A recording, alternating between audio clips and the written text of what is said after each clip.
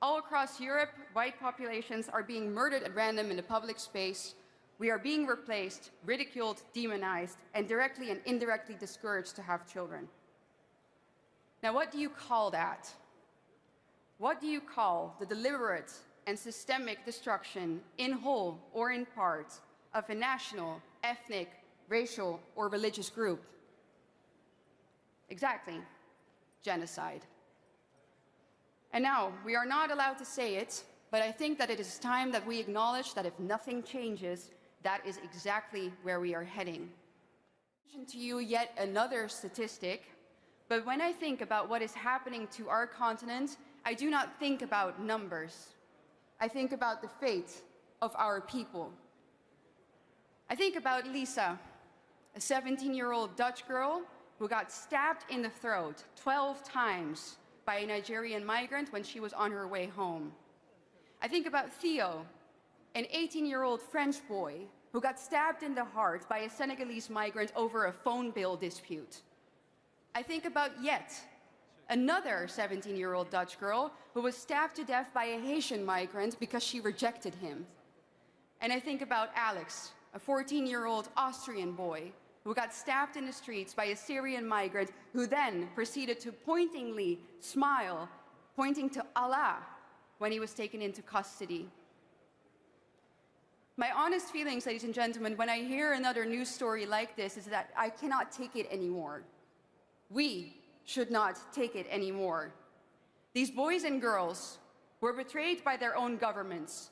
They were stabbed by immigrants, and then they were stabbed in the back, once again, by their legal systems, who more often than not let their murderers get away with it.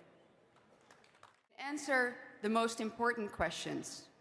Number one, what does it mean to be European?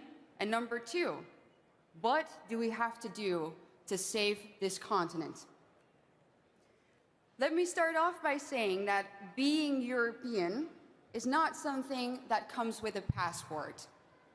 It is not merely a paper reality that can be given out to just anyone by our establishment, to anyone who is in search of free healthcare and free housing. Europe is the result of thousands of years of effort, hardship, and sacrifice. It is an inherently diverse continent characterized by sovereign nation-states. Our people are different yet similar.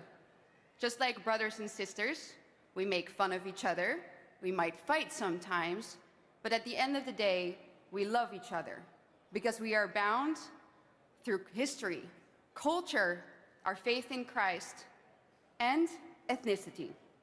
Also, ethnicity. We have to be realistic and admit that we cannot take that out of the equation. Europe is historically a white continent, not predominantly white, but essentially entirely white. We are the native people of Europe, and if we continue to either deny that or say that it is a bad thing like our establishment does, then we will disappear, and so will Europe. Yet our ancestors pulled it off. They did it all. So nothing is impossible if we put our minds to it. And now, I cannot stress this enough. The number one issue that every right-wing party in Europe from a country that has fallen prey to mass immigration should focus on is re-migration.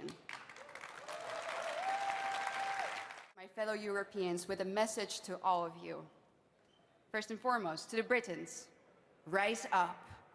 Les Français, levez-vous. Italiani, alzatevi. Die Deutschen, steht auf. Nederlanders, sta op. And you, my Hungarian friends, don't be led astray. Make sure you stay on the right path and vote for Fidesz once again. Thank you very much.